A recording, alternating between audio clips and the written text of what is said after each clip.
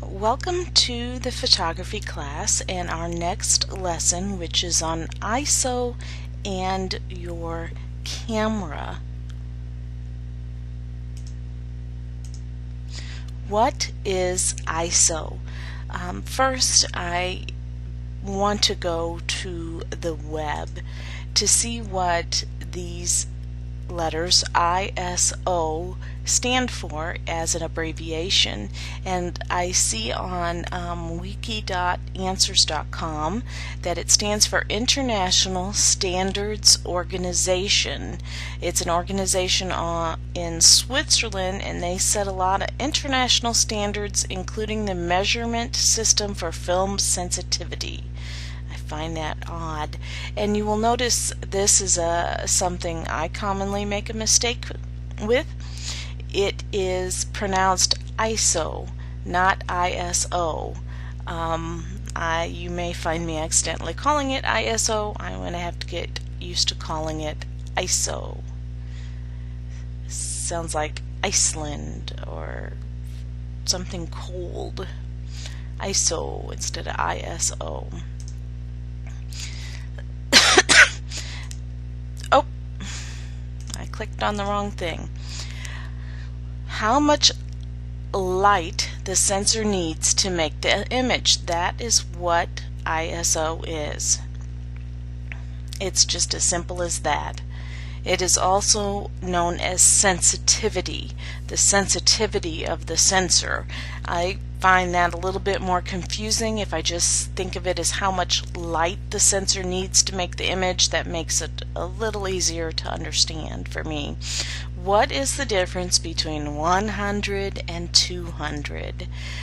Do you remember, if you're old enough, that you were in the film era when you used to have to buy little boxes of film, and you'd go up to the aisle in the store, and there'd be boxes, and some of them would have 100 and some of them would have 200, and sometimes you'd see boxes with 400 and you wouldn't know which to buy? It was ISO. It was like a light bulb moment came on. I remember going, oh, I'm going to try 200 this time, see if they look any different, and then they never looked any different. Film speed is referred to ISO and runs in increments of 100. An ISO of 100 is lower than an ISO of 800, and actually they run in increments of 100, but I found, you'll see later on my camera, I actually have some like a 125 and a 260 or something like that in mine, so things have changed, but in general they have run in 100s. Examples of use. So how do we use ISO? What is the purpose of ISO? The main purpose of ISO is for low lighting. You need a higher film speed. You need a higher 100 number. You need a higher ISO.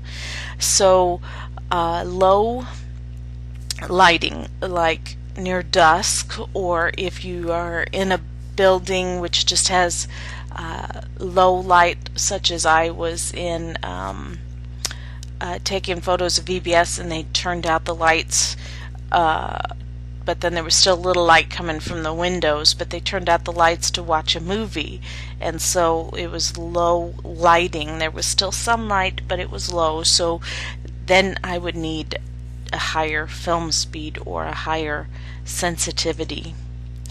Another reason is for faster shutter speeds, which catch action, but you may need more light, so you need a higher film speed or a higher sensitivity.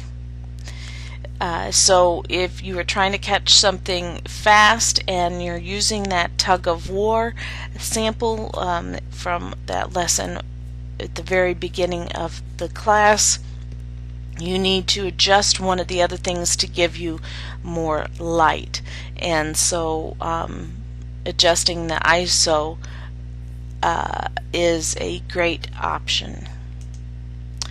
But there's a trade-off for ISO. The slow film speeds are sharper, so your 100 and 200 are going to have sharper photos than your 800, your 1600. The faster film speeds have a grain, which is also known as noise. So the trade-off is either sharper or noisier. If you want sharper, if you have plenty of light outside, certainly leave your ISO down there at 100, 200, as low as you can get it, if you don't need the extra light. So that's why we say the ISO is mainly for those low light situations, because you're not going to use it, because you're going to have this trade-off of noise. You might recall, if you're fairly familiar with your Photoshop program, that there are noise removal features, which we're going to do in the next lesson, and review those. And you've kind of maybe wondered what those were for and what noise really was. This is what noise is. If you get up there in the higher ones, 700, 800, 1600, and even in the newer cameras, I mean, they go up even higher, 2000s, and I don't know how high they go now, but I do know that newer cameras than mine go up much higher than that. Those higher settings are going to have noise in the photo. But some people like the noise because it gives it an old-time feel. Sometimes you can do that on purpose. The bucket analogy. So this is another little analogy to help you understand that tug of war that we learned so many lessons ago. So a bucket is a fixed size and needs a fixed amount of water to fill it. So that's pretty easy to understand. Got a bucket, it's a certain size, and you need X amount of water to fill it. A photo needs a fixed amount of light for good exposure, which is ISO. So if you look at your photo if your ISO as it's the bucket, and the bucket requires X amount of light to fill it. Now to fill the bucket, you can pour a slow stream of water for a long time. To take a photo, you can use a smaller aperture for a longer shutter speed. So your aperture is a slow stream of water for a long time. So the slow or the fast stream of water is your aperture, and your long time is your shutter speed. So just if you take a moment and look at those two statements and compare them, I think the little analogy will begin to make sense, how there's a little tug of war going on. So you would set your ISO first, which we really should have done this as a first lesson instead of after the exposure and the aperture. But then it wouldn't have, without the knowledge of what aperture and shutter speed is, you wouldn't have this enough knowledge for this to make sense. So that's why we put ISO at the end of the 3 lessons. But when you go to take a photo, you should set your ISO first, because it is easy to determine how much ISO you need depending on how much light is in the room. If the room is well lit, you're just going to drop it down to 100. If it's not well lit, then you're going to be playing with your ISO. So you need a fixed amount of light, and you set that with your ISO.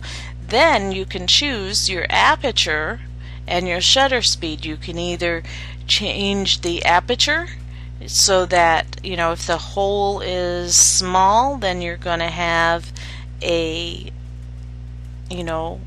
slow stream of water going through, and if the hole is large, you would have a fast stream of water, and then you can change how long of a time that water needs to go through based on your aperture. So that kind of gives you another sense of your tug of war. Or pour a fast stream of water for a short time, or use a wider aperture for a shorter shutter speed.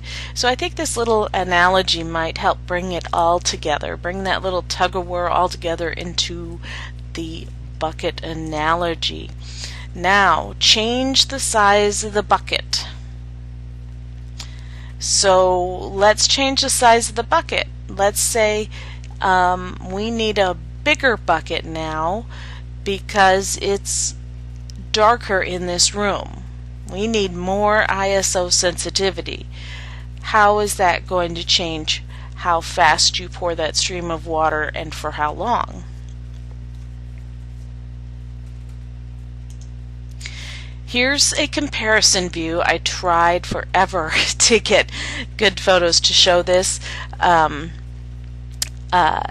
And it just didn't work very well. I had some low light even in the middle of the day in my bedroom, and I was just looking. I had intended to go out at night downtown and get some photos, and just every time I tried to, it didn't work out. So I was looking for something that I could show right here in my home, and I decided that this room was fairly dark, and to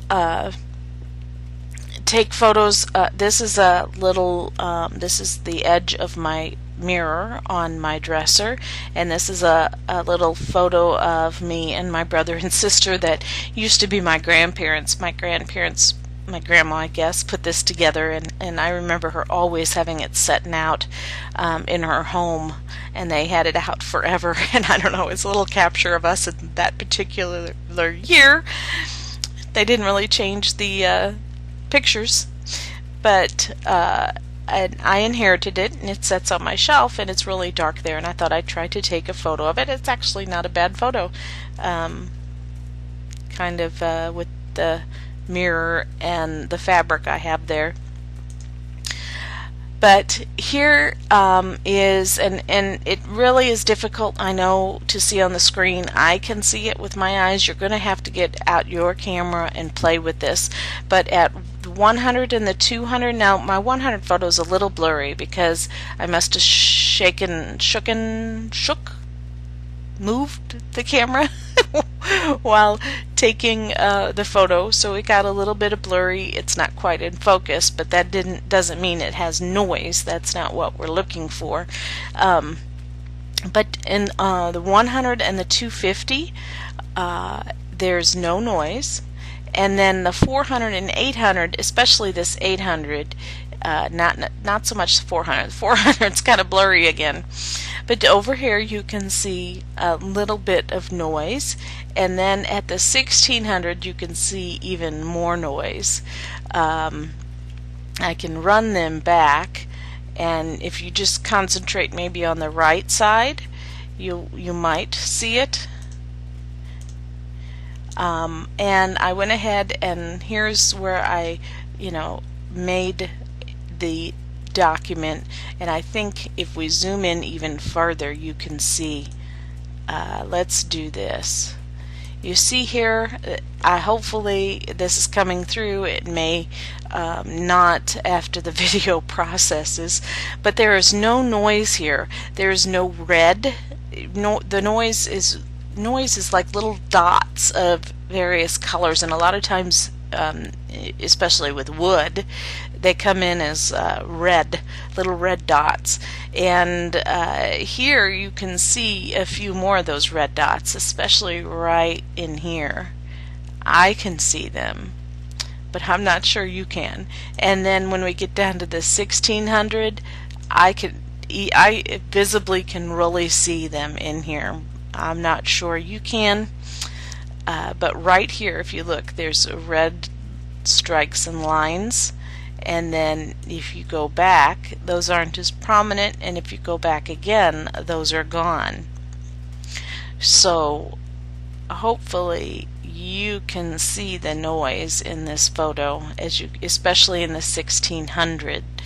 Not so much in the 800. It's there, not so bad, and none at all in this 250. So and I don't think, yeah, there's just a little in the 400 also, not quite as much as in the 800, but I